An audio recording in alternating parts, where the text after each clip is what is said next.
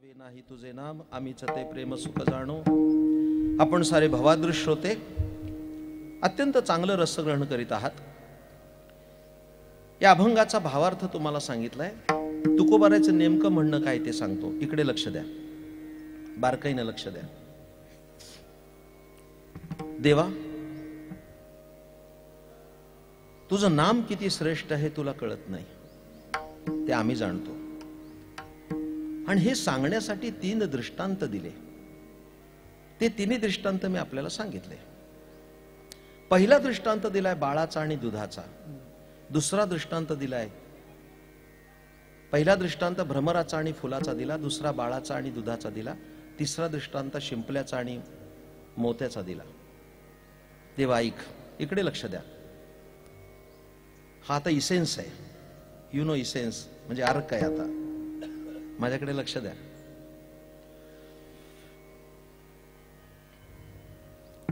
संवाद करताना तुकाराम महाराज म्हणतात, देवा परिमळ फुलाचा आहे. अभयजी फार महत्वाचं ऐकण्यासारखं आहे. परिमळ फुलाचा आहे, पण फुलाला कळत नाही, तो भुंग्याला कळतो. भुंगा त्याचा भोग घेतो. मग परिमळ जन्माला आला कोणासाठी? काही कळतंय? थोडं आणखी सोपं करून सांगतो. वारकरी कीर्तन अशीच असतात. आईच्या स्तनात दूध आहे, पण त्या दुधाचा भोग आईला नाही, त्याचा भोग बाळ घेत आहे. मग दूध जन्माला आलं कोणासाठी? आत्तासाठी, बाळासाठी. आत्ताशी लक्षात आलं. दूध आईचंच आहे, आईच्या शरीरात त्याची निर्मिती आहे, पण त्याचा आईला उपयोग नाही. त्याचा उपभोग बाळ घेते, म्हणजे ते जन्माला आलं बाळासाठी. बरोबर आहे? फुलामध्ये मकरंद आहे, पण त्याचा आस्वाद फुलाला नाही. फुलाला मकरंदाचा संयोग आहे, पण भोग नाही. त्याच्यातून निर्माण झालाय, पण फुलाला काय भोग आहे? त्याचा भोग भुंग्याला आहे. याचा अर्थ काय घ्यायचा? याचा अर्थ असा आहे, तो परिमळ जन्माला आला भुंग्यासाठी. शिंपल्यामध्ये मोती जन्माला आला, पण शिंपल्याला काय फायदा त्याचा? मोती काढला की शिंपला बाजूला. भोग रसिकाला आहे. कोणी गळ्यात सर घालेल, कोण कानात कुडी घालेल, कोण नथीत मोती घालेल, त्याचा उपयोग त्याला आहे, रसिकाला आहे. म्हणजे परिमळ जन्माला आला भुंग्यासाठी, दूध जन्माला आलं बाळासाठी, आणि मोती जन्माला आला रसिकासाठी. हे सांगता सांगता तुकाराम महाराज काय सांगतात ऐका. तुकाराम महाराज इतके सोपे नाहीत. अहो, ज्ञानेश्वरीत काही अडलं तर गीता वाचता येते. बरोबर आहे? कारण त्याच्यावरचा टीका ग्रंथ आहे. ज्ञानेश्वरीत काही अडलं तर गीता वाचता येते, पण गाथ्यात अडलं तर माथात चालवावा लागतो. दुसरा पर्याय नाही. परिमळ जन्माला आला भुंग्यासाठी, दूध जन्माला आलं बाळासाठी. देवा ऐक, मी तुला सांगतोय, गेलं 1.5 तास झालं. परिमळ जन्माला आला भुंग्यासाठी, दूध जन्माला आलं बाळासाठी, मोती जन्माला आला रसिकासाठी, आणि तू सुद्धा अवताराला आलास आमच्यासाठी. ही तुकाराम महाराजांची भाषा आहे. आलासी आकारा मुचिया चाडा, तुका म्हणे भिडा भक्तीचिया, आम्हासाठी अवतार मत्स्य कुर्मादी सुकर. ज्ञानेश्वरी वाचा. मग आपुल्याची नि कैवारे, मी साकार होऊन अवतरे, आणि अज्ञानाच्या अंधारे गिळून घाली. 4थ्या अध्यायात बोललेत ना, परित्राणाय साधूनाम विनाशाय च दुष्कृताम धर्मसंस्थापनार्थाय संभवाम युगे युगे. त्याच्या खालची टीका आहे ही. तो आमच्यासाठी आलास. एवढ्यावर तुकाराम महाराज थांबले नाहीत. तुकाराम महाराजांनी हळूच पुढे आपली भूमिका स्पष्ट केली. देवा ऐक, परिमळ जन्माला आला भुंग्यासाठी, कारण भुंग्याला भोग आहे. मोती जन्माला आला रसिकासाठी, दूध जन्माला आला बाळासाठी, तो अवतारलास आमच्यासाठी. हे सत्य असलं तरी कधी कधी माझ्या मनात शंका येते. देवा, शंका येते. काय शंका येते? भुंगाच नसेल तर नीट ऐका, भुंगाच नसेल कोण परिमळाला विचारेल? बाळच नसेल तर दुधाला कोण विचारेल? नाही का? रसिकच नसेल तर मोत्याला कोण विचारेल? आणि आम्हीच नसतो तर तुला तरी कोण विचारेल? आमच्यामुळे तुला किंमत आहे देवा. हे तुकाराम महाराज ठणकावून सांगतात. आमचेनी बळे तुझं देवपण, आमच्यामुळे तुझ्या देवपणे लक्षात ठेवा, असा या अभंगाचा अर्थ आहे. समारोपाकडे जातो, कारण भुकेच्या वेळी फार तत्वज्ञान सांगू नये या मताचा मी आहे. पण तरी सुद्धा मी बोलत राहिलो का, याचं कारण अन्न खाल्लं तर अंग पुष्ट होईल, पण संत विचार ऐकले तर मन आणि बुद्धी पुष्ट होईल, म्हणून ते ऐकलं पाहिजे. लक्षात ठेवा, जरी भुकेची वेळ झाली असली तरी सुद्धा. समारोप करतो. कलियुग चालू आहे, धकाधकीचं जीवन आहे, माणसाला वेळ नाहीये. अशा वेळेला वारकरी संप्रदाय हा एक द्रष्ट्या पुरुषांचा संप्रदाय, प्रज्ञावंतांचा संप्रदाय. अन्य पंथाविषयी माझं काही म्हणणं नाहीये, ते आम्हाला तितकेच वंदनीय आहेत. पण जर प्रश्न पडला की सगळ्यात प्रज्ञावंतांचा पंथ कोणता, पंथाचा अभिनिवेश म्हणा, तर नाव घ्यावं लागेल फक्त वारकरी पंथाचं. फक्त वारकरी पंथ, ज्या पंथानं आजपर्यंत गेली शेकडो वर्ष भागवत धर्माची पताका फडकावत ठेवून निस्पृहपणे निष्काम भावनेतून मानावं लागेल.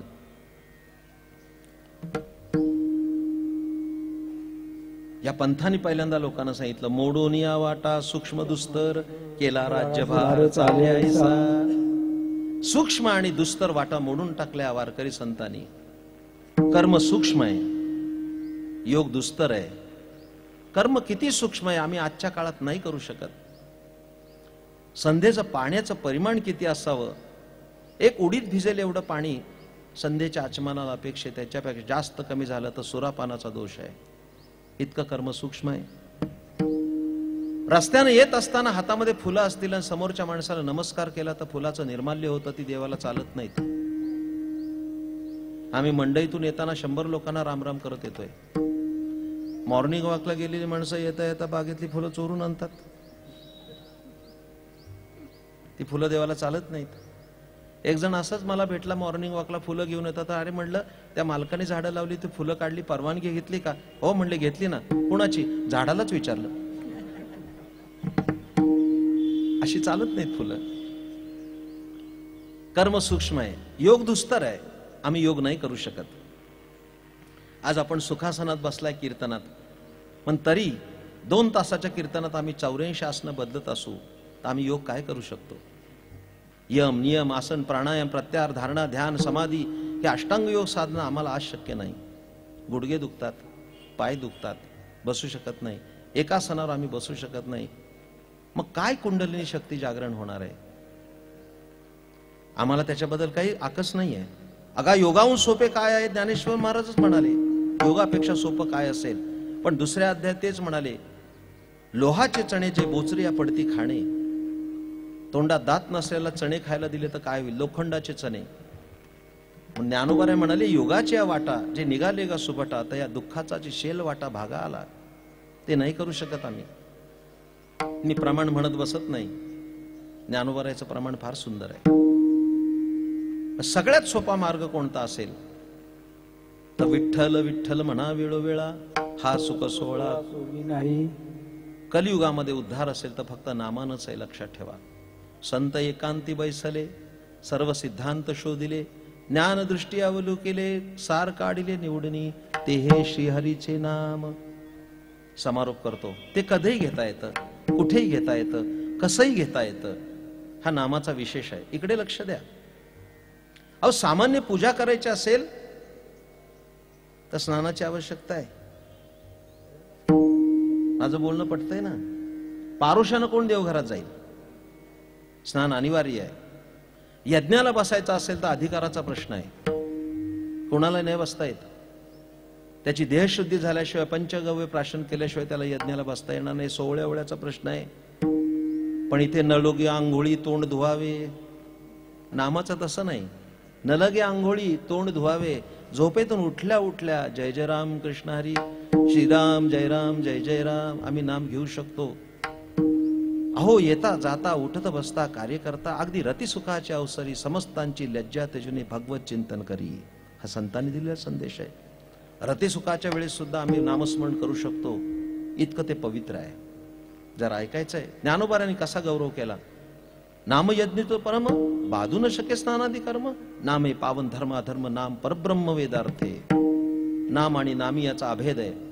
ते नामच परब्रह्म आहे. लक्षात ठेवा. नामा वारकरी संप्रदायाला का महती आहे त्यांनी नामीपेक्षा नाम श्रेष्ठ मानलं. हे सगळे अवघड मुद्दे आहेत, आता उजळण्यात काहीच अर्थ नाही. वारकरी संप्रदायाने नामी श्रेष्ठ मानला नाही, नाम श्रेष्ठ मानलं.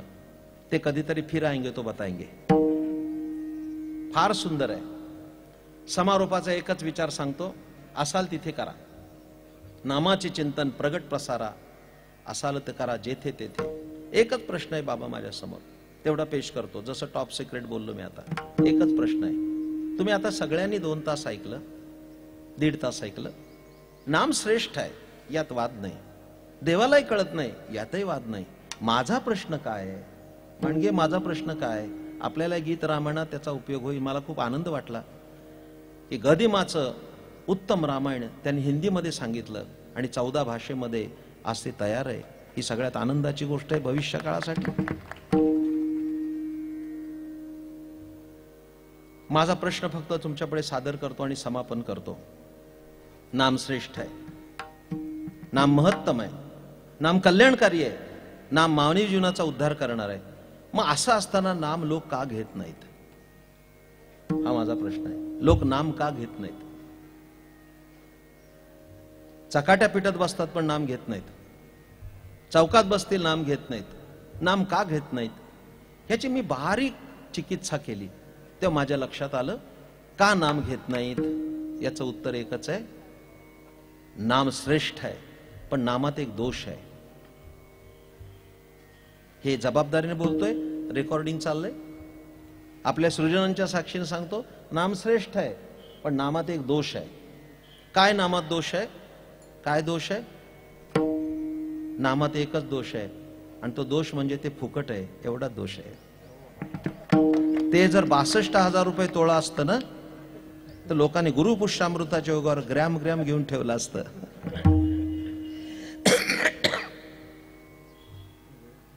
ठीक आहे. अशा पद्धतीनं समारोपाकडे जाताना नाम श्रेष्ठ आहे, नाम अत्यंत अतुल आहे पण लोक घेत नाहीत. पण नाम स्वस्त आहे वा फुकट आहे म्हणून त्याची महती कमी होत नाही. मायबाप, नाम फुकट, नाम चोखट, संत जनाबाईंनी वर्णन केलंय. नाम फुकट, नाम चोखट, नाम घेता नाही वीट. हे तिन्ही मुद्दे आहेत. व्यावहारिक जगतामध्ये जे फुकट असतं ते चोखट नसतं. माझं कळतंय ना बोलणं? जे फुकट आहे, अहो कीर्तनात बातमी आली टोमॅटो 2 रुपये किलो. सगळे लोक पिशव्या घेऊन गेले पण हात घालता क्षणी बोट बटापट गेली आत. अरे रे रे रे, फुकट आहे पण चोखट नाही. पलीकडे 100 रुपये किलो टोमॅटो होते, चोखट होते पण फुकट नव्हते. पण फुकट आणि चोखट मिळालं. एखाद्याने जर पेटी आणून दिली टोमॅटोची, नवऱ्याने विचारलं काय केलंय? टोमॅटोची चटणी. वा वा वा. संध्याकाळी टोमॅटोचं सार, दुसऱ्या दिवशी टोमॅटो आमलेट, परत दुपारी टोमॅटो चटणी. तो म्हणला बाद झालं की वीट आला, आता किती दिवस खायचं? फुकट आहे, चोखट आहे पण वीट येतो.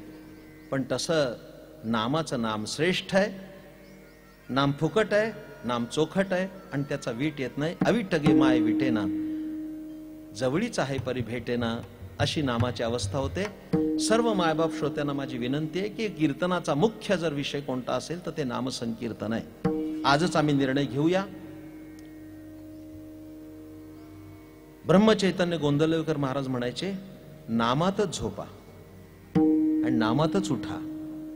झोपताना जय जय राम कृष्ण हरी, श्रीराम जय राम जय जय राम असा मंत्र म्हणत आम्ही आमचं संध्याकाळचं सत्र सुरू केलं पाहिजे. झोपेत नामस्मरण चालू राहतं, सकाळी उठता क्षणी मुखात नाम येतं. नामात जगलं पाहिजे, लक्षात ठेवा. तुमच्या हातून नामस्मरण घडावं. मला इथं बोलावलं खरं म्हणजे परमश्रद्धेय नाथ संप्रदाय ते श्रेष्ठतम असं संतत्व सद्गुरू महिपतीनाथ महाराज यांचा 200वा पुण्यस्मरण सोहळा नुकताच झाला. मला येता आलं नाही माझ्या व्यस्ततेमुळे, पण काही योग होता म्हणून अखिल भारतीय कीर्तन महोत्सवात मला येता आलं. मला त्याविषयी खूप समाधान वाटलं. सर्व तुम्ही इंदोरवासीय हरिभक्त मंडळी, परम भागवत आणि सर्व भक्तिमान पुरुष आणि भक्तिमती माता, परमश्रद्धेय बाबासाहेब तराणेकर महाराज ज्यांचा आमचा अलीकडे झालेला परिचय पण तो अत्यंत निकटवर्ती असा. डॉक्टर रामचंद्र देखणे यांच्या पहिल्या पुरस्काराला ते उपस्थित होते. त्या घराण्याच्या स्नुषा असणाऱ्या पूजा देवी ह्या त्या परळपळीतल्या आहेत. महान भगवत भक्त टेंबे स्वामींची परंपरा त्या घराण्याला आहे. मला आनंद वाटला आपल्या भेटीनं. जरी माझी व्यस्तता होती तरी मी उपस्थित राहिलो. माझ्या समवेत हरिभक्तीपरायण प्रवीण महाराज शेलार जे साताऱ्यातले आहेत. सातारचे 2 प्रतिनिधी आलेत, प्रवीण महाराज आणि ध्रुव पटवर्धन. एक हरदासी कीर्तनकार आहे, दुसरे वारकरी कीर्तनकार आहेत आणि हे युवा आहेत. आपण कधी सातारला आला तर विठ्ठलधामला भेट द्या. महाबळेश्वरच्या पायथ्याला निसर्गरम्य वातावरणात खूप मोठं भव्य असं विठ्ठल मंदिर आहे. आणि ज्या ठिकाणी आज वारकरी सांप्रदायिक कीर्तनाची 80 मुलं शिक्षण घेत आहेत, असं एक अतुल व्यक्तिमत्व आपल्यामध्ये या ठिकाणी उपस्थित आहे. मीच त्यांना आग्रह केला की कीर्तन महोत्सव आहे, आपण चला. आपण कीर्तनाचे शिक्षण देणारे गुरुजी आहात. त्यांनी खूप चांगलं काम उभं केलंय आणि ते स्वयंस्फूर्तीने उभं केलंय. आज तुम्ही आलात तर विठ्ठलधामचा परिसर बघून तुम्हाला आनंद वाटेल. त्या ठिकाणी मुलं कशी शिकतात, छोटी छोटी मुलं. मगाशी स्वस्ती वाचन करणारे सगळे वेद पाठशाळेतली मुलं कशी होती, अशी संस्थेतली सगळी मुलं धोतर नेसून दररोज हरिपाठ करतात, गीतेचे पाठ म्हणतात, नामस्मरण करतात, शालेय शिक्षण घेतात. उद्याच्या दृष्टीने हे प्रबोधक निर्माण करण्याचं काम प्रवीण महाराजांनी केलेलं आहे आणि आज ते आपल्यामध्ये उपस्थित आहेत. उद्या सकाळी याच वेळेला सकाळी 10 ते 12 त्यांची कीर्तन सेवा होणार आहे. त्यांनाही वेळ नाहीये, उद्या लगेच त्यांना प्रवास करायचा आहे. निळोबा महाराज माझ्यावर आले. 2 दिवस ते तुमच्यामध्ये असतील. पखवाजाचं सुंदर त्यांचं योगदान देतील. मात्र तुम्ही मला भेटलात, अत्यंत शांततेने आपण कीर्तन ऐकून घेतलं. मी आपला ऋणी आहे, कारण वक्ता तो वक्ता नव्हे श्रोते नवीन. श्रोता नसेल, बाबासाहेब मगाशी म्हणाले, श्रोत्याला सुद्धा तेवढे धन्यवाद दिले पाहिजेत. इथं श्रद्धेय अण्णा महाराजांनी खंत व्यक्त केली की कीर्तनकार पायाला पानं बांधून समाज प्रबोधन करतंय. त्याच्या उत्तरार्धामध्ये त्याची नैतिक जबाबदारी ही समाजाची आहे आणि शासनाची तर आहेच आहे. माझ्या प्रिय श्रोत्यानो, कदाचित चांद्रयान यशस्वी झालं, आम्ही शास्त्रज्ञांना तेवढेच धन्यवाद देऊ. काही लोकांचं म्हणणं असेल कदाचित असा कीर्तन महोत्सव होण्यापेक्षा विधायक काम केलं, गावाचा रस्ता केला तर फायदेशीर होईल. पण मी तुम्हाला सांगतो, त्या पैशातून रस्ता तुम्हाला करता येईल, पण त्या रस्त्यानं कसं चालावं हे कीर्तन शिकू शकतं. तो रस्ता तयार झाला असेल ना, कीर्तनात कसं चालायचं कळलं नाही तर ती मानव्याची होळी असेल, लक्षात ठेवा. म्हणून तुमच्या या महोत्सवाला माझ्या शुभेच्छा राहतील. जाताना इंदूरकरांचं प्रेम घेऊन जाणार आहे मी. महाराष्ट्रात गेल्यानंतर सांगेन मी की इंदूरसारख्या एका ऐतिहासिक शहरामध्ये लोकमान्य सोसायटीमध्ये विशेषत्वानं त्याच्यात मला सर्व माझ्या भगिनींचा उत्साह जास्त दिसला पुरुषांपेक्षा. माझा परिचय नाही, पण भावनाताई सह सगळ्या ज्या त्यांच्या मैत्रिणी आहेत, त्यांच्या सगळ्या सहकारी असतील, त्यांना मी जास्त धन्यवाद देतो. याचं कारण तुम्हाला सांगतो. आमच्या भंडारा डोंगरावर आता मोठा उत्सव चालू आहे माघ शुद्ध दशमीचा. माघ शुद्ध दशमी आमच्या भंडारा डोंगरावर, जिथं तुकाराम महाराजांनी अभंग लिहिले. पुणे जिल्ह्यात तो भंडारा डोंगर आहे, देहूपासून 3 कोसावर. तिथं संत जिजाबाई जात असत तुकाराम महाराजांना भाकरी घेऊन. तुमचा गौरव म्हणून सांगतो, भजन तुकाराम महाराजांनी केलं, पण पहिलं दर्शन जिजाबाईला झालं, हे लक्षात ठेवा. तुकाराम महाराजांना दर्शन नाहीये, आधी दर्शन जिजाबाईला झालंय, हे लक्षात ठेवा. आणि याचं कारण काय असेल? एक हरिभक्त जन्माला आला, वंशात एखादा हरिभक्त जन्माला आला तर 7 पिढ्याचा उद्धार करतो. आणि एखाद्या वंशात एखादी स्त्री जर संत झाली तर 42 पिढ्यांचा उद्धार करते, हे लक्षात ठेवा. ही सगळ्यात मोठी गोष्ट. शास्त्राने सुद्धा बायकांना जास्त सवलत दिली. त्यांनी परमार्थ केला तर 42 पिढ्यांचा उद्धार होतो, लक्षात ठेवा. तेव्हा तुम्हा सर्व माता भगिनींना मी नमस्कार करतो. झालेली सेवा रामरायाच्या चरणी समर्पित करतो आणि वाणीला विराम देतो. ज्ञानेश्वर माऊली ज्ञानराज माऊली तुकाराम, ज्ञानेश्वर माऊली ज्ञानराज माऊली महाराज ज्ञानेश्वर माऊली ज्ञानराज माऊली तुकाराम, ज्ञानेश्वर माऊली ज्ञानराज माऊली जय जय ज्ञानेश्वर माऊली ज्ञानराज माऊली तुकाराम, ज्ञानेश्वर माऊली ज्ञानराज माऊली तुकाराम.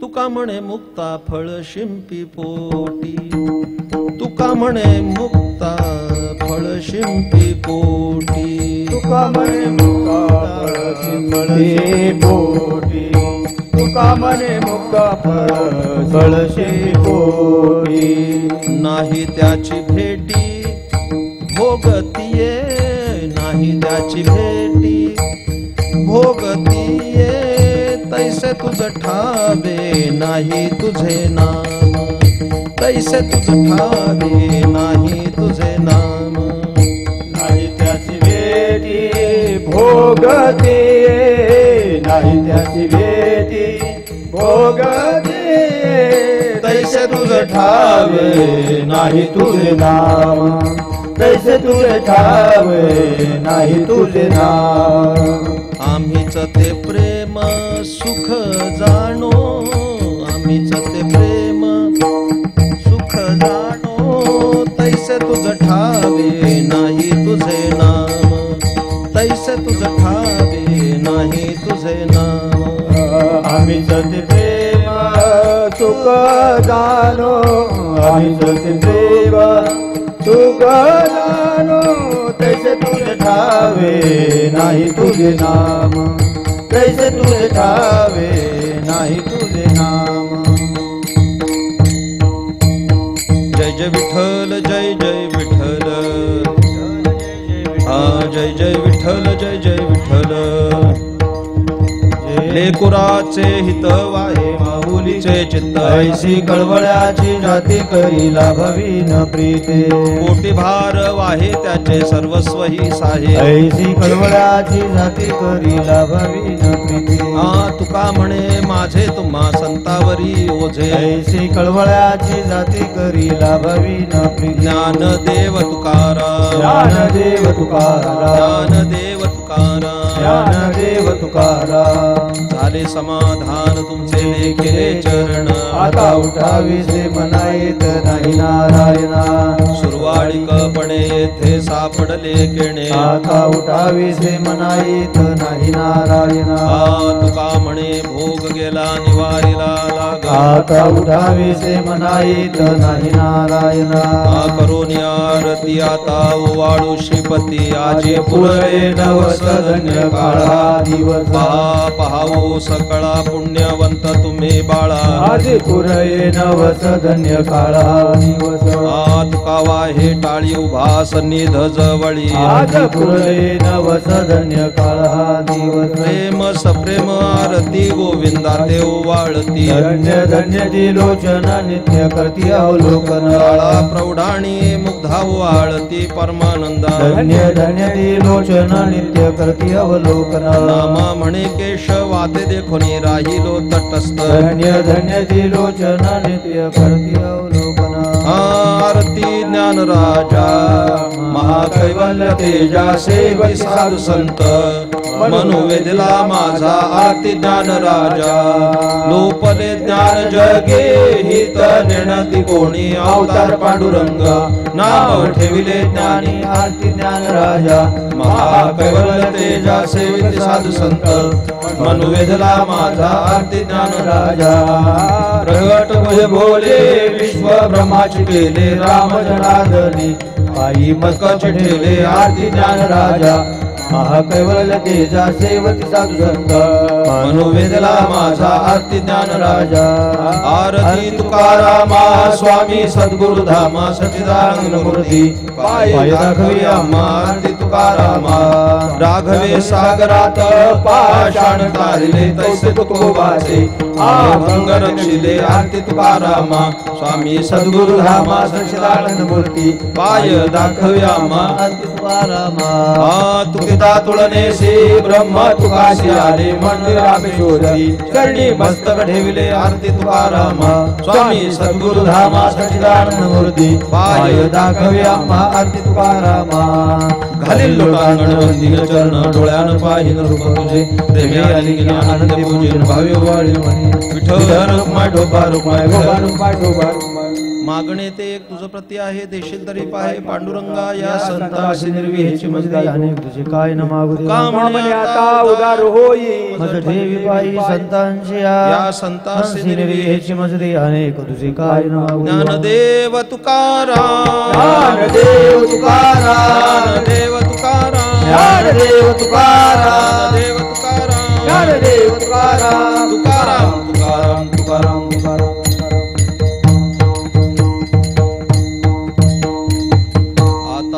विश्वात्मके देवे येणे वाग्यज्ञ तोषावे तोषोनी मज द्यावे पसाय जाणे जे घडाची व्यंकटी सांडू तया सतमरी वाढू भूता परस्परे पडो मैजवांचे दुरितांचे तिमिर जाओ विश्वस्व धर्म सूर्य पाहो जो जे वांछिल तो ते लाभो प्राणिजात वर्षत सर्व मंगळी ईश्वर निष्ठांची मांद्याळी अनवरत भूमंडळी भेटो तया भूता चला कल्पतरुचे आरव चेतना चिंतामणीचे गाव बोलते जे अर्णव पियुषांचे चंद्रमे जे अलांछन मार्तंड जे तापहीन हे सर्वाही सदा सज्जन सोयरे होतो किंबहुना सर्व सुखी पूर्ण होणी ही लोकी वजिजो आदि पूर्वी अखंडित आणि उपजीवे विशेष योगी दृष्टा दृष्टी जे होवा विजय एक गणेश विश्वेश्वराहो हा होईल दान सखाओ